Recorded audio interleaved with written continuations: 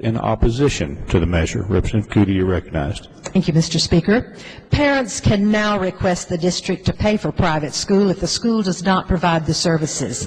As a matter of fact, 10 Oklahoma students attend schools out of state paid for by the state and or the district.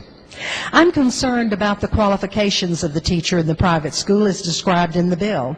The bill states that the teacher must either have a baccalaureate or higher degree, or have at least 3 years of teaching experience, or have special skills, knowledge, or expertise that qualifies them to provide instruction in subjects taught. I have 2 of those qualifications, which would allow me to teach in a private school special education. No way. I'm not qualified to teach special education, and yet this bill says that I am. The Oklahoma plan is quite different from the Florida plan in that extensive oversight is required by the Florida State Department of Education, such as random site visits to verify reported information from private schools. Much accountability is required of the private school. There's a requirement for a matrix of services for each child. Not so in the Oklahoma bill. It would be wonderful to have a task force or an interim study so that others who will vote on this bill could study carefully the Florida law and those in other states to actually hear from those who've experienced this particular special ed voucher in their states.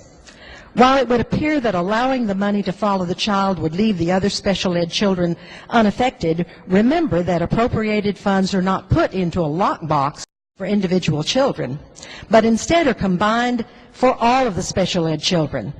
Remember that funds are needed for such necessary expenses as teacher salaries, buses, supplies, utilities, and many other expenses required for educating special ed children. These expenses do not change when some of the children leave the school. I'm sure that many of you, as I do, ask your constituents how certain laws would affect them. Educators from all over the state have contacted us with concerns about House Bill 3393. Educators from my district and others who have dedicated their lives over many decades to helping prepare special ed students for happy, successful, productive lives have told me that this law would be a big financial problem for schools. And last, the school continues to pay the money for years to the private school, but the money for the student stops coming to the public school after a year. This is according to the state attorney for special ed. And I hope that my esteemed colleague will explain in the bill where it says that it will follow, because I can't find it anywhere, and I've read it many times.